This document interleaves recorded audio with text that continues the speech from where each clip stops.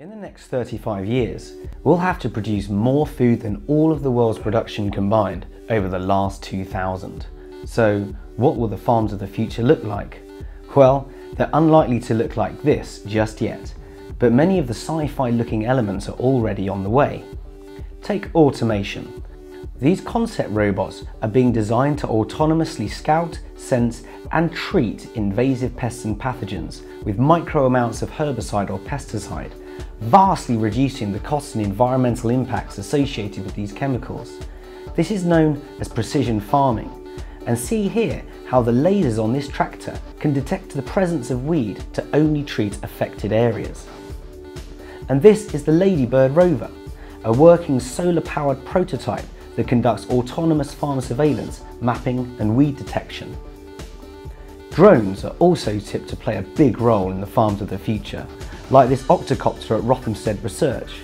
This BBSRC funded demonstrator technology could help the farmers of the future measure growth and biomass and detect stresses to crops from pathogens or lacks of nutrients or water. Other researchers are already using them for surveillance, sowing seeds and even to find or herd farm animals, as you can see here. Vehicles like these utilise the latest advanced sensors, and the farms of the future will be packed with them. Multi and hyperspectral cameras, for example, can see problems that the human eye just can't and want 24 hours a day, feeding data back to shared cloud services for analysis and action. And it doesn't have to cost a fortune. Even now, a lot of this data can be gathered, calculated or uploaded by smartphone upgrades and apps, meaning the benefits can be cost effective and realised quickly in developing countries too. Tomorrow's global farms will therefore be key users of the Internet of Things, whereby vehicles and equipment can use GPS and Wi-Fi to talk to each other, connect with weather and pest forecasts. As for the farms themselves, the future farms might not all be on the ground, but under it instead, or integrated with factories, businesses, and harnessing local energies and opportunities. The farms of the future will also make use of data from large-scale experiments, such as the BBSRC-funded Northwick Farm platform and the Scanalyzer. Then there is the National Plant Phenomics Centre, also funded by BBSRC. To feed the planet in an increasingly globalised food system and in the face of climate change and extreme weather, we'll need elements of all this amazing technology and more. BBSRC-funded researchers are working with partners and collaborators across the world to realise this vision.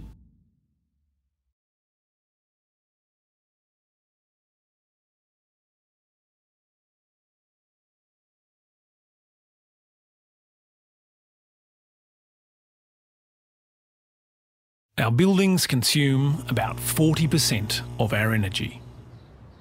And with our emissions threatening to permanently change our climate, we need more efficient, better, greener cities.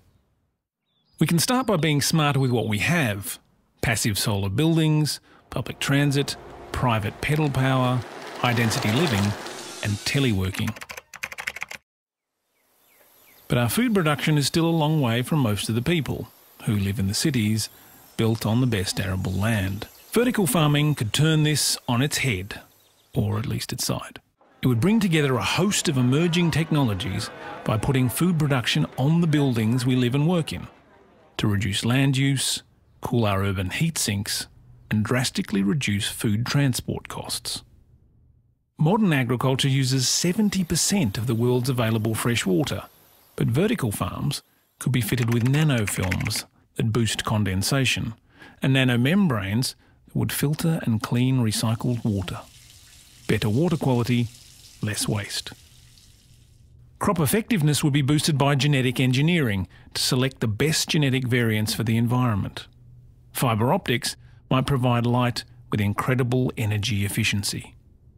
One square block farm, 30 stories high, could yield as much food as 10 square kilometres outdoors. There are, of course, hurdles.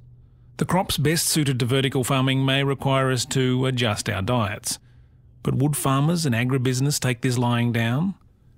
Or is it simply that our dollars are best spent on smart, simple and practical improvements to existing infrastructure and technology?